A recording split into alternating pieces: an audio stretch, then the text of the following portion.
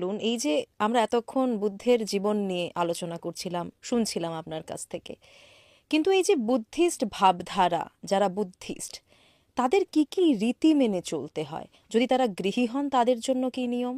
তারা যদি আপনাদের মতন সংসার ত্যাগ করে থাকেন তাদের জন্য কি নিয়ম? বৌদ্ধ ধর্ম অত্যন্ত অর্থাৎ সহজ সরল এবং সাধারণ ধর্ম। ভগবান বুদ্ধ তিনি সবসময় মানুষের কথা ভাবতেন এবং এটুকু ভাবতেন বুদ্ধ যে মানুষগুলো যেন ভালো থাকে। বুদ্ধ কিন্তু অনেকটাই স্বাধীন অর্থাৎ ভাবনায় মানুষকে গড়ে তুলেছেন এবং বুদ্ধের যে রুল রেগুলেশন তার গৃহী ভক্তের জন্য তিনি দিয়ে গেছেন, সেখানে আমরা দেখতে পাই প্রথমত আমরা বলি পঞ্চশীল। এটা খুব গুরুত্ব, 5 প্রিসেপ্টস। পঞ্চশীল, হ্যাঁ। পঞ্চশীল যেটা আমাদের পণ্ডিত জওহরলাল নেহরুর সাথে সাইনের অর্থাৎ চুক্তি হয়েছিল চীনের, সেখানে কিন্তু পঞ্চশীল চুক্তি হয়েছিল এই পঞ্চশীলকে গুরুত্ব দিয়ে।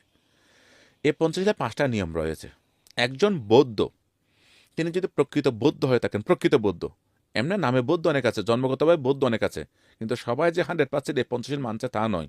কিন্তু অসংখ্য বৌদ্ধ আছেন যারা এটা মেনে চলেন, বিশেষ করে থেরবাদী বৌদ্ধরা এটাকে 100% মেনে চলার চেষ্টা করেন। পঞ্চশীলের 5টা নিয়ম হচ্ছে, প্রথম হচ্ছে পানাতি পাতা বেরামানি শিক্ষাপদাং সামাদি আমি। ফার্স্ট নিয়ম, এই পানাতি পাতা মানে তুমি কোনো প্রকার প্রাণী হত্যায় জড়িত হইও না। কোনো প্রকার প্রাণী হত্যার কারণ হইও না। প্রাণী হত্যার জন্য কাকে উৎসাহিত করবে না। অর্থাৎ প্রত্যেকটা প্রাণীকে ভালোবাসতে হবে, মানুষকে নয়।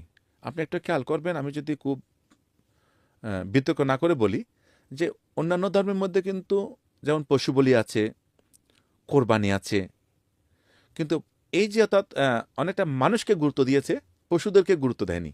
কিন্তু ভগবান বুদ্ধই যে প্রত্যেকটা মানুষের কথা অর্থাৎ প্রাণীর কথা ভেবেছেন, তাই তিনি নরহত্যা বলেননি, তিনি হচ্ছেন প্রাণী হত্যা। সমস্ত প্রাণের কথা সমস্ত বলেছেন। প্রাণের কথা বুদ্ধ ভেবেছেন এবং ফার্স্ট বলেছেন একজন বৌদ্ধ কোনো প্রকার মার্ডারের সাথে, খুনের সাথে, হত্যার সাথে, কোনো প্রাণীকে সজ্ঞানে আঘাত করা, এটা থেকে বিরত থাকবেন।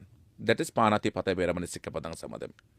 সেকেন্ড হচ্ছেন আদিন্না দানায় বেরামানি শিক্ষাপদাং সামাদি আমি। যে অদত্ত বস্তু, যা আমাকে দেওয়া হয়নি, সেটা আমি গ্রহণ করব না। অর্থাৎ আমি কোনো প্রকার চুরি করব না, কিন্তু আমি দান করব। যতটুকু প্রয়োজন আমার সাধ্যের মধ্যে আছে আমি ত্যাগ করব।